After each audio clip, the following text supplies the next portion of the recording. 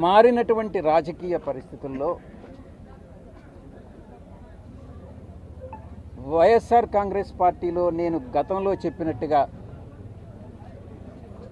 మా యొక్క అధినాయకుడి చుట్టూ ఉన్నటువంటి కోటరి నా పట్ల వ్యవహరించినటువంటి తీరు,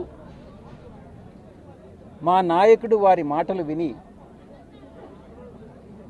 నేను ఒక అంతర్మథనానికి లోనై ఒక నిర్ణయం తీసుకోవడం జరిగింది.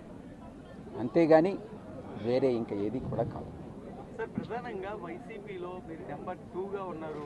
జగన్మోహన్ రెడ్డి తర్వాత మీరే. అలాంటి పరిస్థితుల్లో ఇప్పుడు మీరు లేకపోవడంతో ఒక చాలా కార్యకర్తలు కానీ నేతలు కానీ ఒక గ్యాప్ ఉంది అనేటటువంటి దీనిలో ఉన్నారు. వాళ్ళు కూడా చెప్తున్నటువంటి పరిస్థితులు మేము వింటున్నాము. నేను అట్టయితే అలా భావించట్లేదు. జగన్మోహన్ రెడ్డి గారు సమర్థుడు. ఆయన పార్టీని మేనేజ్ చేసుకోగలడు. నేనొక్కటే ఆయన్ని అభ్యర్థిస్తున్నాను. చుట్టుపక్కల ఉండేటటువంటి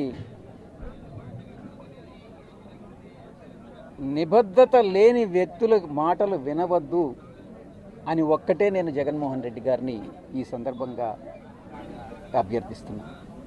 వారి మాటలు, నిబద్ధత లేని వ్యక్తుల మాటలు, చుట్టూ ఉన్నటువంటి వాళ్ళ మాటలు విని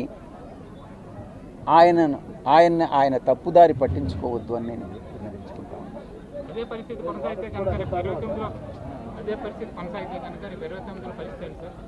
నాకు తెలియదు. నేను భవిష్యత్తు వాడిని నేను వినిపించలేను.